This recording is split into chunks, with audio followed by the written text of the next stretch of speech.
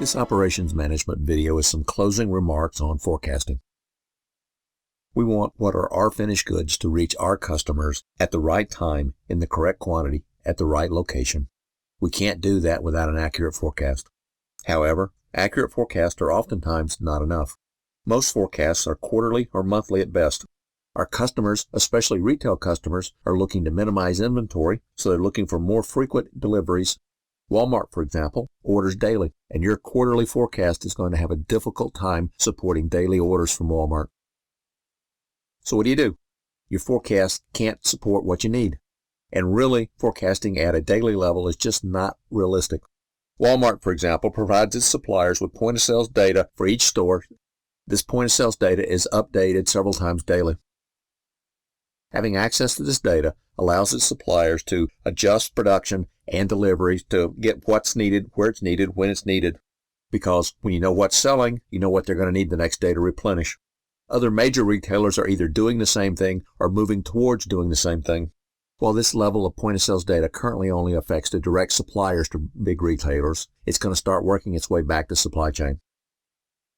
With point-of-sales data, you can include all of the following in your forecast: seasonality, and a much more granular level of seasonality than just, say, quarterly. Regional variations, which is important if you have more than one production facility or more than one warehouse. Pricing and promotion, which, while it doesn't help with forecasting so much, it's really a big deal with marketing. And even time of day and day of week if that's an issue for your product.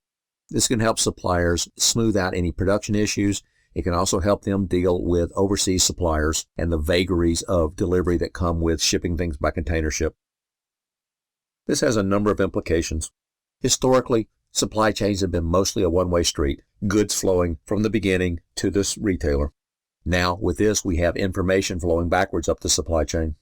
This allows organizations in the supply chain to monitor processes and product status forwards in the supply chain and backwards in the supply chain. This also requires that these companies provide their internal data to other companies in the supply chain. This allows all the companies in the supply chain to have as much information as possible for making decisions about manufacturing, distribution, marketing, warehousing, and all the kinds of decisions that companies have to make. Of course, sharing all this data requires trust. You have to trust that the people you supply the data to aren't going to give that information to your competitors, which of course would have a devastating impact. Walmart gives its suppliers access to the same data as their own internal buyers. So the people that are supplying Walmart with products know as much as the people at Walmart who are buying those products. Suppliers have access to historical data going back 2 years for each and every store in the Walmart chain.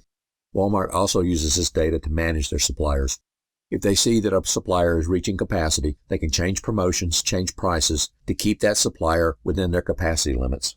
Suppliers can use this same data to make long and short-term capacity planning decisions. Of course, they may still need to forecast in order to decide when they need to add capacity, especially if adding capacity takes a long time. If you enjoyed this video, please click like and consider subscribing to this channel.